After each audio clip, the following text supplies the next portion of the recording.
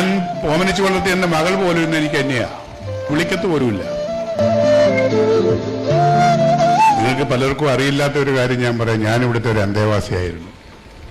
എനിക്കൊരു അനാഥത്വം തോന്നിയപ്പോൾ ഞാൻ സ്വയം ഇവിടെ വന്നൊരു 6 മാസം കിടന്നു. എൻ്റെ കൂടെ അഭിനയിക്കുകയും ഒരു വലിയ നാടക നടി കൂടി ഇരിപ്പുണ്ട്, ലൗലി. ഒരുപാട് ഒരുപാട് ഒരുപാട് ഒരുപാട് നാടകങ്ങൾ അഭിനയിച്ച് ഒരു നടിയാണ്. സ്റ്റേറ്റ് അവാർഡുകൾ വാങ്ങിയിട്ടുണ്ട്. ഇപ്പോൾ ആരുമില്ല.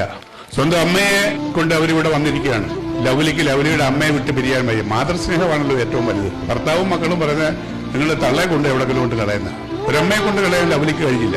ബുദ്ധിമുട്ടായി, പീഡനങ്ങളായി, പ്രയാസങ്ങളായി, ദാരിദ്ര്യമായി, ആയകാലത്ത് ഉണ്ടാക്കിയതെല്ലാം പിള്ളേരെ പഠിപ്പിച്ചു. പിള്ളേരത് സർക്കാർ ഉദ്യോഗസ്ഥന്മാരാ. അവരിവിടെ വന്ന് അഭയം പ്രാപിച്ചിരിക്കുക. 2 കൈ നീട്ടി ഗാന്ധിഭവൻ അവരെ സ്വീകരിച്ചു. ഇതാണ് അവസ്ഥ, മനുഷ്യന്റെ അവസ്ഥ.